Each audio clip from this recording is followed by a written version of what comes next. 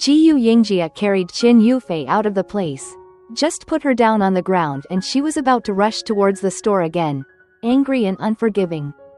Yingjie forcefully held her waist to stop her, and was bitten by her. He was in pain, but did not let go. Seeing a cab passing, he hurriedly waved, shoved Qin Yufei into the car and squeezed himself on, reported an address to the driver and asked him to drive quickly. Qin Yufei puffed up, but saw the cab driver's probing eyes. She also held back her temper, pursed her lips not to speak, cursing hard in the heart.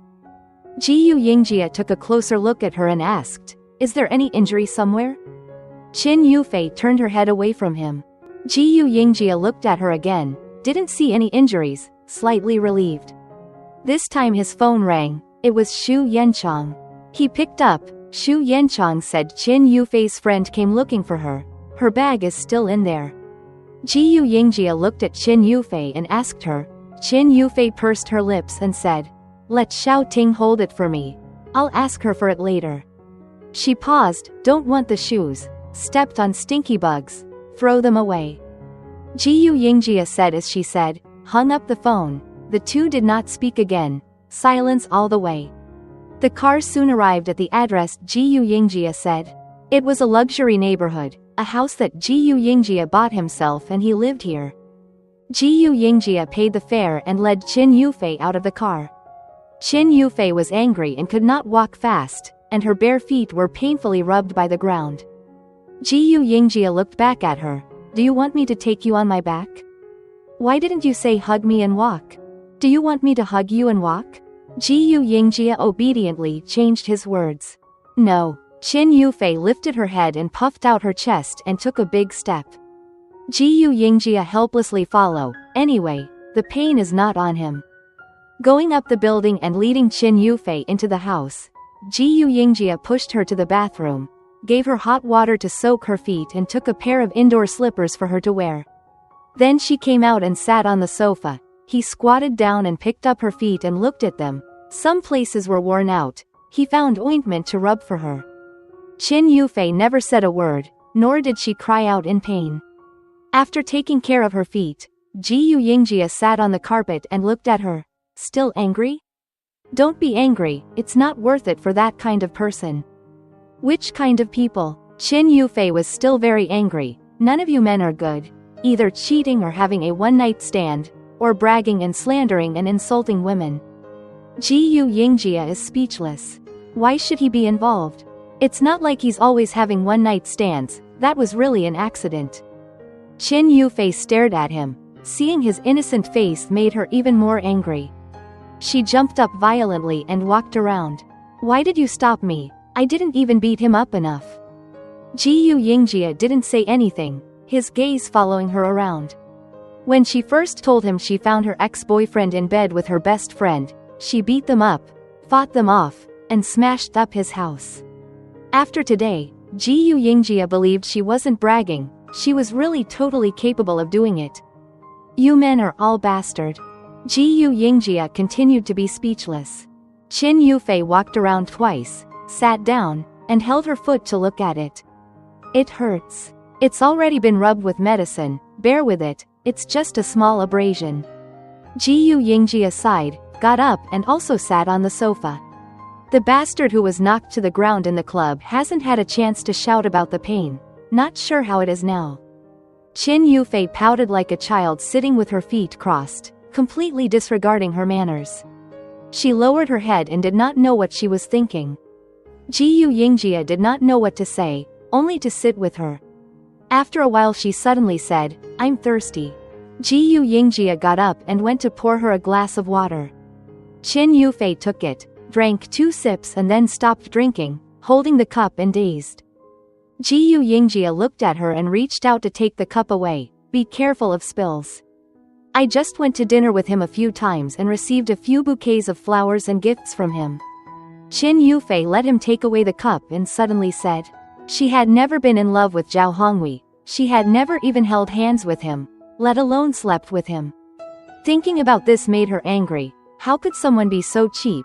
She was really very, very angry. Yingjie put the cup away and showed that he understood. As a result, Qin Yufei glared at him. Yingjie is baffled. What glare? It is not him bullying her.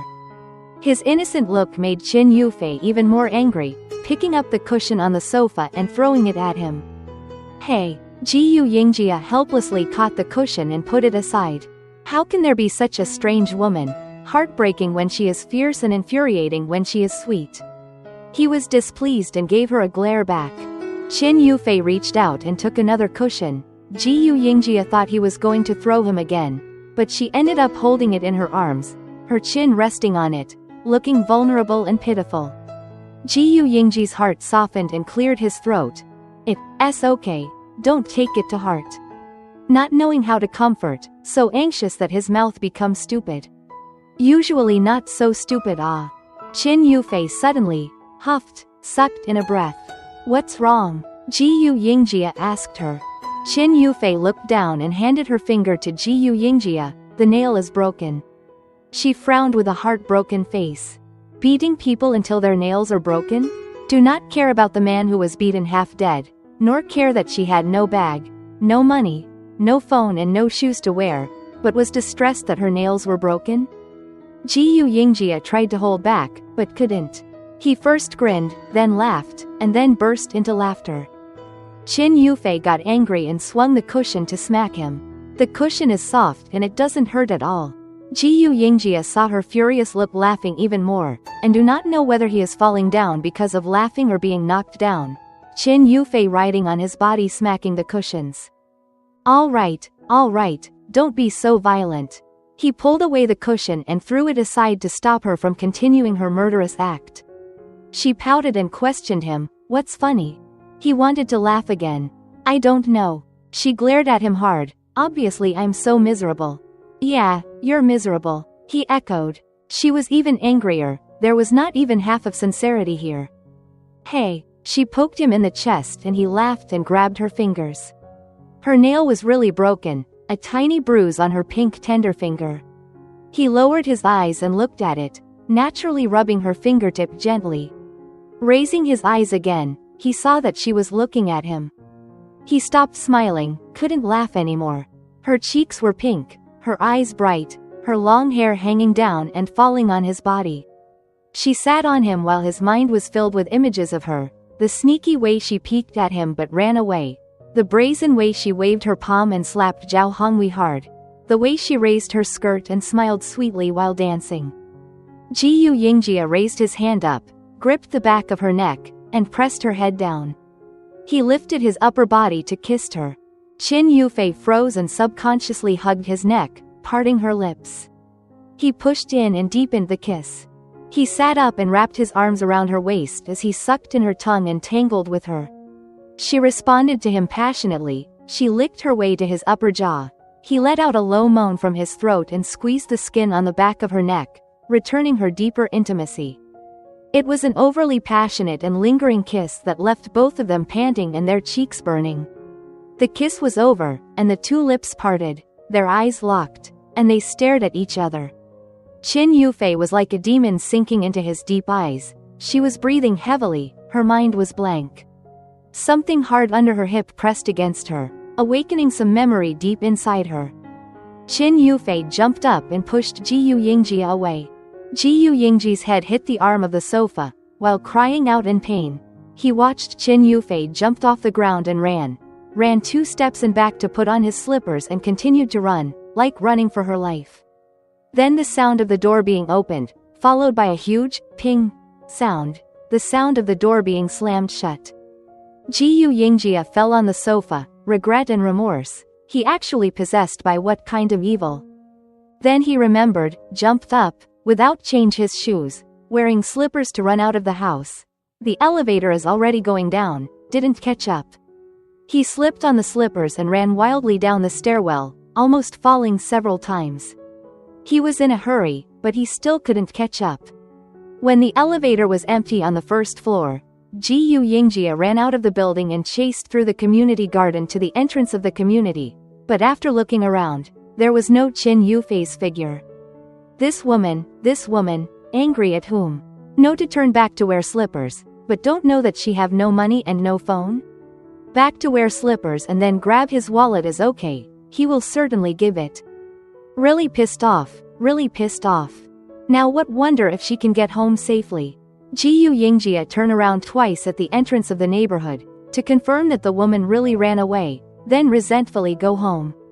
When he entered the house, he saw the mess on the living room, the cushions were thrown everywhere. He remembered Qin Yufei's appearance when she ran away but remembered to turn around and wear slippers. He couldn't help but laugh out loud. She wore a pretty fashionable mini dress, but was wearing men's home slippers running around the street. The more he thinks about it, the funnier it is, while laughing and scolding her in his heart. She better know to give him a safe report, or else he will not let her go. The fact is, that woman Qin Yufei has no conscience. She didn't give Yingjie a call or message all night. The longer it was, the more worried Yingjie became. He finally couldn't resist calling her cell phone, hoping her friend had sent the bag back to her. It turned out that the person who answered the phone was Yin Ting. Yingjie suddenly had nothing to say, so he had to make an excuse to inquire about the outcome of today's events. Yin Ting said that finally Zhao Hongwei's friends sent him to the hospital, and their group of friends did not know exactly what happened, so they dispersed.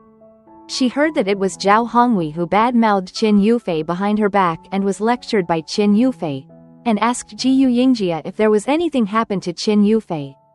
Yingjie told her about the simple situation, skipped his entanglement with Qin Yufei, and said he pulled Qin Yufei away and took her away, and then Qin Yufei ran away. After that there is nothing to say, and hung up. This night Yingjie cannot sleep at all, although he felt with Qin Yufei's cleverness and strength. Stop a cab to pay at home is certainly not a problem, but he did not see with his own eyes, did not hear her arrived at home safely. He really cannot rest assured. Also, he can't call Qin Wenyi. Later, Yingjie harassed Xu Yanchang on the phone in the middle of the night and complained to him, saying that he was angry with Qin Yufei, but not saying anything specific. Xu Yanchang yawned and asked him, "So what exactly are you complaining about?" Yingjie choked and said, "Can I complain about my bad luck?"